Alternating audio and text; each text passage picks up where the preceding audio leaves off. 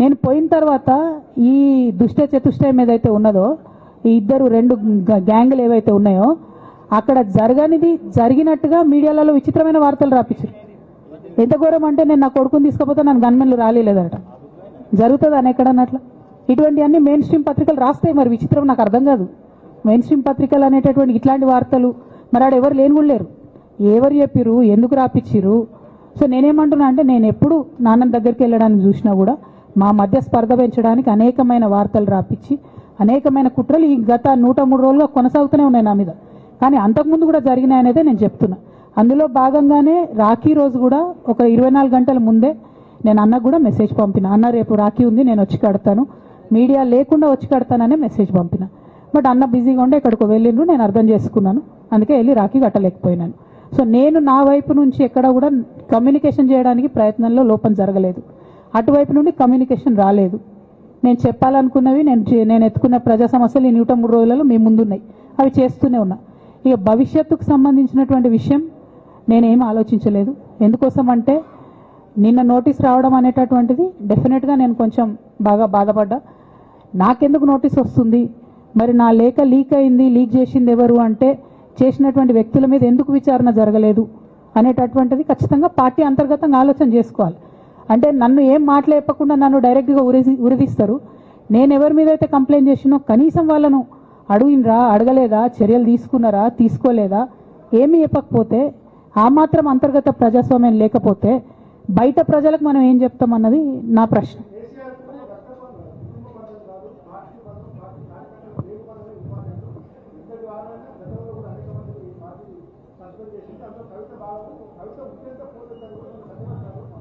నేనేమంటున్నా బ్రదర్, వాళ్ళందరికీ ఏది చెప్తే స్క్రిప్ట్ రాసిస్తే అది మాట్లాడతారు, దాంట్లో ఏముంటుంది. ఇప్పుడు పెద్ద సంఘటన జరగడం ఏంటిది, నన్ను పార్టీ నుండి విడగొట్టాలనేటటువంటి ఒక నిర్ణయం అది జరిగింది. జరిగిన తర్వాత ఇవన్నీ జరుగుతూనే ఉంటాయి, చిన్న చిన్న విషయాలు. అవంతా వ్యక్తులను సీరియస్గా తీసుకోవాల్సిన అవసరం లేదు. అల్టిమేట్గా నేనేమంటున్నా అంటే, నన్ను అడగకుండానే ఉరి తీశారు, కనీసం ఏమైంది అని కూడా అడగలేదు.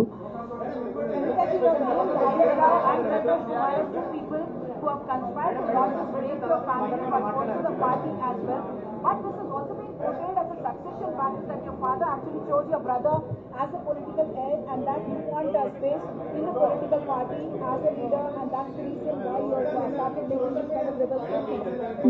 మేడం నేనేమలోగా తీసాను మేడం, నేనేమంటున్నా అంటే,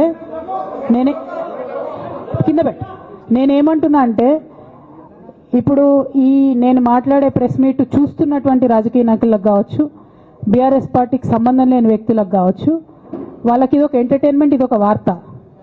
కానీ నాకు నా లైఫ్, మా బీఆర్ఎస్ పార్టీ కార్యకర్తలకు వాళ్ళ లైఫ్.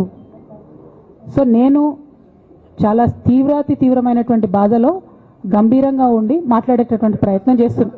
నేనేమంటున్నా అంటే కుటుంబంలో జరిగినటువంటి అనేక అంశాలను నేను చెప్పను కూడా. ఎందుకంటే అది ప్రజలకు అనవసరం. అది నేను ఆ బాధను పంచుకుంటే మీరు తట్టుకోలేరు కూడా. నేను చాలా గట్టిదాన్ని, మొండిదాన్ని, దయ్యాన్ని కాబట్టి తట్టుకొని నిలబడ్డా. కానీ నా ప్లేస్లో వేరే వాళ్ళు ఉంటే తట్టుకోలేరు. సో కుటుంబంలో ఇంటర్నల్ విషయాలు నేను మాట్లాడతలేను. ఓన్లీ పొలిటికల్ ఇష్యూసే నేను మాట్లాడుతున్నా.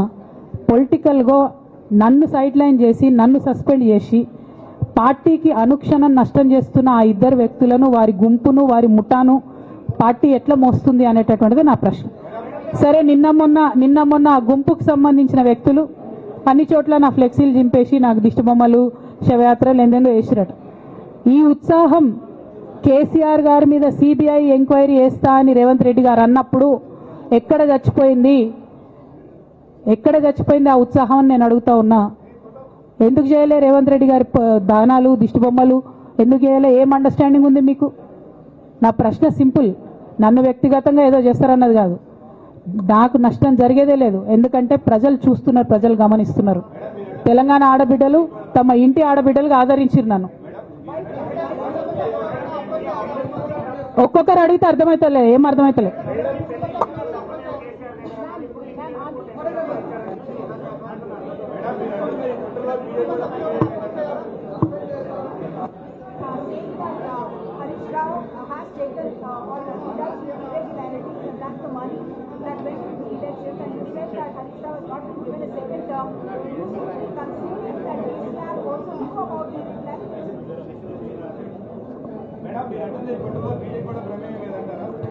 నేనేమంటున్నా బ్రదర్, కుట్రలో ఎవరి ప్రమేయం ఉందన్నది నాకు తెలియదు.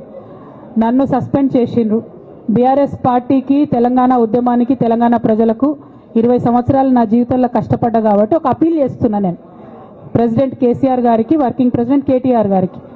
మన కుటుంబాన్ని విచ్ఛిన్నం చేసి పార్టీని హస్తగతం చేసుకోవాలనే కుట్ర జరుగుతుంది.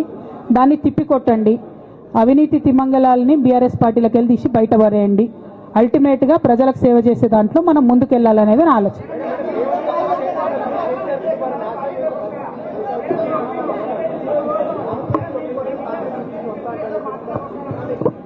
ఇక్కడ ఇంకో మాట చెప్పాలి బ్రదర్, నేను నిన్నటి నుంచి పేపర్లలో నేను ఈ పార్టీలో ఏరుతున్నా, ఆ పార్టీలో ఏరుతున్నా అని వచ్చింది.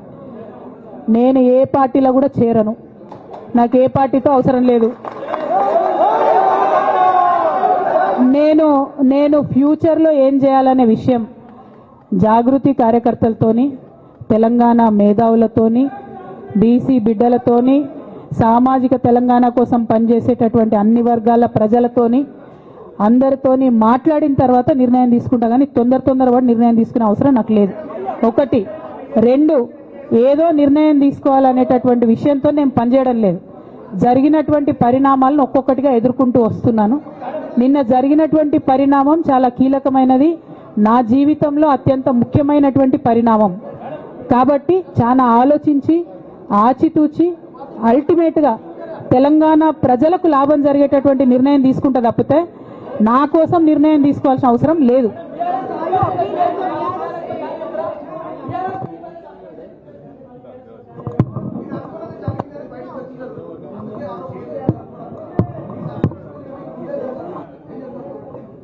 నాకెట్లా తెలుస్తుంది సస్పెన్షన్ గురించి? నాకైతే రేవంత్ రెడ్డికి ఉన్నట్టు ఆడ దూతలు లేరు. అక్కడ సార్ సగం ఇడ్లీ తింటే బయటకు చెప్పేటటువంటి సిస్టమ్ నా దగ్గర లేదు. సో అక్కడ ఏం జరిగిందో నాకు తెలియదు, ఎవరు నా గురించి ఏం చెప్పారో నాకు తెలియదు. Ma'am, it is but natural. అమ్మతోని మాట్లాడకుండా ఎవరైనా ఉంటారా? First of all. Second of all, ఈ మొత్తం పరిణామంలో కూడా మా మదర్కి దూరంగా ఉండాల్సి రావడమే బాధాకరం. ఇంతకు మించి బాధ ఇంకోటి లేదు. పొలిటికల్ పొజిషన్స్ వస్తాయి పోతాయి, ఇవి వేస్ట్. ఇవి అమ్మలేని లోటు ఎవరు కూడా తీర్చలేరు. ఆ ఒక్క బాధ తప్ప ఇంకేం లేదు. ఇది మాత్రం నా ఇంటిగ్రిటీ నిరూపించుకోవడం కోసం నేను రాజీనామాలు చేస్తున్నా. నాకు పార్టీ వల్లనే ఎమ్మెల్సీ వచ్చింది, దానికి రాజీనామా చేస్తున్నా. నేను పార్టీకి నష్టం చేసినాను అని చెప్పి పార్టీ నాయకులు మా నాన్నగారు భావిస్తున్నారు కాబట్టి పార్టీ కూడా రిజైన్ చేస్తున్నా. కాలం నిర్ణయిస్తుందండి. షర్మిలతో పోలుస్తున్నారా, కేసీఆర్తో పోలుస్తున్నారా, కాలం నిర్ణయిస్తుంది. తొందర ఏం లేదు. నన్నేదో అవమానం చేయాలి, నన్నేదో అనాలి అని ఎవరు పడితే వాళ్ళు మాట్లాడే అడ్డమైన మాటలకు సమాధానం చెప్పాల్సిన అవసరం కూడా లేదు.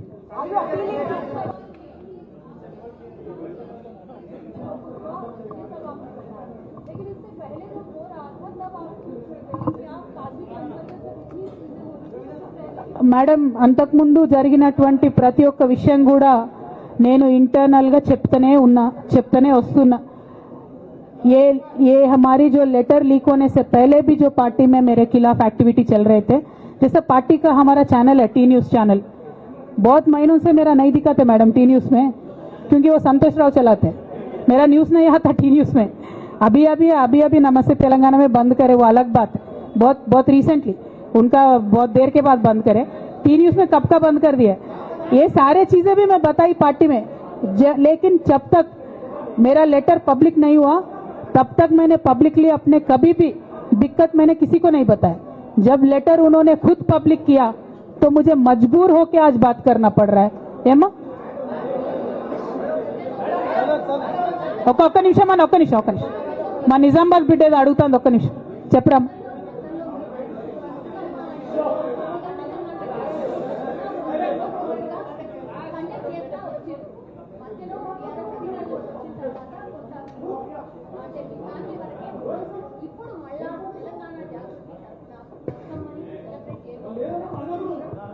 ఏ మనోడా మందోడా భయ్, ఆగు మెల్లగా. వాళ్ళని ప్రెస్ వాళ్ళని ఇబ్బంది పెట్టకండి. జాగృతి కార్యకర్త నువ్వు భలే జ్యోతిషం చెప్తావు బ్రదర్. 1, 2 బతుకమ్మ ఖచ్చితంగా సెలబ్రేట్ చేయాలనుకున్నా. యాజ్ ఆన్ టుడే మాత్రం విపరీతమైన బాధ అవుతుంది. ఏం చేయబుద్దైతే లేదో 2 రోజులు అయితే బ్రేక్ తీసుకుంటా. ఆ తర్వాత ఆలోచించుకొని నా కార్యాచరణ ప్రకటిస్తాను.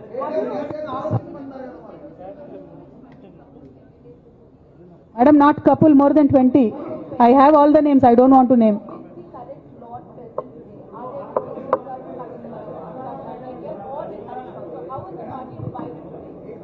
I don't have that. Madam, I have a lot of information, but I don't believe it is the right time to expose all that. There is a lot many more interactions that we will have in future. If necessary, I'll certainly let that information out. Today, my simple appeal to Honorable President of our party is, as you have taken action on me without even asking me for an explanation, kindly take action on the rest of the people as well. That is my simple allegation.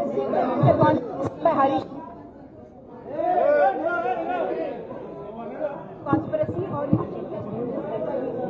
Madam, our family, me, myself and my brother and my father,